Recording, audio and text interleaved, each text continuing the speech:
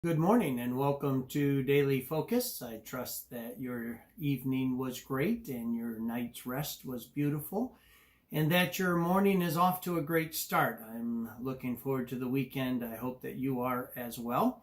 For those of you from Faith Baptist Church, do remember that we have a work day tomorrow at the school to get some things ready for the new school year and to spruce the place up a little bit. And I know that'll be a blessing to Mr. Hawkins for those that can come. Let me just say that Proverbs chapter 18 is wrought with wonderful nuggets that will help us to navigate through life and to do it in a way that honors and glorifies the Lord. Verse 13 has become a real help to me in ministry and in my life. Proverbs chapter 18 and verse 13 says, "He that answereth a matter before he heareth it, it is folly and shame unto him. The spirit of a man will sustain his infirmity, but a wounded spirit who can bear? The heart of the prudent getteth knowledge, and the ear of the wise seeketh knowledge. A man's gift maketh room for him, and bringeth him before great men. He that is first in his own cause seemeth just, but his neighbor cometh and searcheth him. The lot causeth contentions to cease, and parteth between the mighty. A brother offended is harder to be won than a strong city, and their contentions are like the bars of a castle." Verse number 13 is a tremendous help. It just reminds us that, somebody can come to us with their side of the story. Somebody can come to us with their agenda. They can be so convincing. And verse number 13 just reminds us, if we believe something when we've simply heard one side, it's going to come back and be counted as folly. It's going to make a fool out of us. And so Proverbs 18:13 is really a verse that ought to be memorized by everyone. It certainly should be applied in every situation, because I have found in counseling that some people that would come and give me their side of a story can be incredibly convincing. And then all of a sudden you hear the other side, and all of a sudden you're wondering who's telling the truth, what is the truth, what is really going on. And it becomes very confusing. And so it's not about who can convince who the most. It really is about the truth.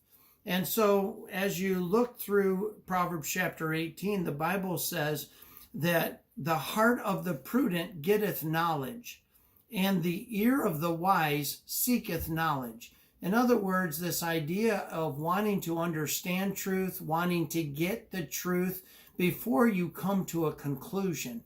And God reminds us that, to come to a conclusion or to jump to a conclusion before you've heard the whole matter is going to make a fool out of you. And so the real nugget of truth here is that we have a responsibility to make sure that, because somebody comes to us and it might break our heart what they're going through, and we might sympathize or we might empathize with a tough situation, but to jump on board with how they're feeling, or to jump on board with an opinion about somebody else or a situation when you haven't heard the whole story, that's going to come back and be counted as folly. It's going to make a fool out of you. So you have to make sure that you're in the pursuit if you're going to come to a conclusion. Sometimes it's better to just not even come to a conclusion. It sometimes isn't even our place to have an opinion.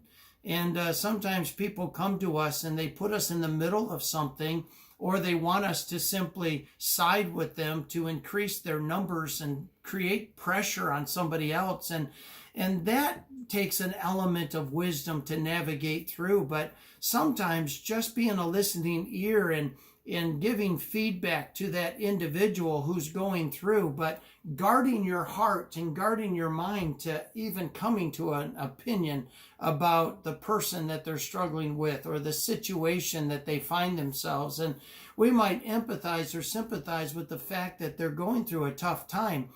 But sometimes wisdom tells us it's better to just not even have an opinion, to just allow it to be what it is, and to guard your heart and your mind about allowing an opinion to be formed. And sometimes it's not even your place to have one. It's certainly a lot of times not our place to communicate one or to say one. Sometimes it's best to just help the individual the best we can and leave the situation and the drama to help that individual rather than jumping in or being drug into it for an agenda purpose. And then as you continue, verse number 19 warns us. It says, a brother offended is harder to be won than a strong city. Sometimes we unintentionally offend people. Sometimes we because of miscommunication, because of misinformation, we offend people. We sometimes come to a conclusion or communicate a conclusion with somebody and it's offensive. Sometimes it's in the way we treat them. Sometimes it's that we should do something. We should have been sensitive about something. We should have been ready to serve and help in a situation, and we were just oblivious to it. We had a selfish moment, or we were distracted, or we just weren't paying attention, and we hurt somebody or offend them because we really should have been engaged. We should have been more sensitive. We should have been more willing to help. Sometimes that's how we offend. And then sometimes it's in what we say. We're just careless with our words, or we're insensitive with our words, and we offend people with our words. And God is just warning us that even in this idea of not being drug into somebody else's drama, sometimes you can be offensive that way. Sometimes it's in the fact that you've done something, you've said something, or you didn't do something, or you were unwilling to say something that needed to be said, that offends. And those people, if you don't make it right, time is not on your side. Sometimes people say time heals. Well, time sometimes gives you the grace to respond properly, but time doesn't heal. Sometimes time does just the opposite, and it makes the heart grow bitter. And so when you've offended somebody, saying, well, they'll get over it in time is not the right approach.